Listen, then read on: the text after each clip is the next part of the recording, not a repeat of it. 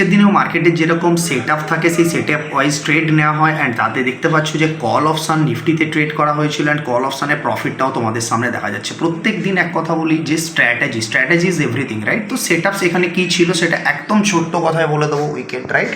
তো সেটা কী ছিল যে এখান থেকে যখন দেখতে পাচ্ছ পিডিএইচের কাছ থেকে আমি 1 মিনিটে ট্রেড প্ল্যান করেছিলাম, রাইট? তো দিস ইজ দ্য এরিয়া, এই জায়গার রেটেস্টে আমি ট্রেড প্ল্যান করেছিলাম এখান থেকে। আর এই এরিয়াটা দেখতে পাচ্ছ এখান থেকে নিয়ার টু নিয়ার এই মুভমেন্টে আমি স্পাইক পেয়ে গেছি কত পয়েন্টে জানো? 136 পয়েন্টের। যে স্টপ লসটা আমি ইউজ করেছি সেই স্টপ লসটার কথাও একটুখানি বলে দিই। সেই স্টপ লসটা হচ্ছে জাস্ট 15 পয়েন্ট, 12 পয়েন্টের কাছাকাছি স্টপ লস ইউজ করে আমি এই ট্রেডটাকে প্ল্যান করেছিলাম, রাইট? তো এই স্টপ লসের এগেনস্টে আমার যে রিটার্নটা এসছে সেটা নিয়ার টু নিয়ার দেখতে পাচ্ছ কতটা প্রফিট সেটা গেছে। এটাই সামান্য স্টপ লসে, সেটা এখন 23, 24, 25এও তো ক্রস করে চলে গেছিলো, এখন 23-এর কাছাকাছি চলছে, রাইট? 25ও ক্রস করে, দিস ইজ ট্রেলিং চলছে এখন এটা। ওকে, যতদূর যাবে খালি জায়গা, খালি জমিন পড়ে রয়েছে মার্কেটের, তো সেখান থেকে আমরা দেখবো মার্কেটকে। তো 15 মিনিটেও খুব সুন্দর মার্কেট এখান থেকে স্পাইক আপ করেছে উপরে। ব্যাঙ্ক নিফটিও ঠিক সুন্দরভাবে মার্কেট ওপরের দিকে ছিল, বাট ব্যাঙ্ক নিফটিতে স্টপ লসটা একটু হাই ছিল, right?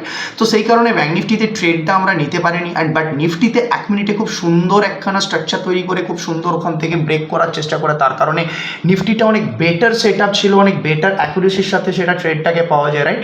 So hope you understand. আপনি যদি সেট আপস ফলো করেন, স্ট্র্যাটেজি ফলো করেন, লজিক ফলো করেন, তাহলে কিন্তু প্রফিটটাও এভাবেই এগোবে, right? So thank you for watching, thank you and bye bye. তো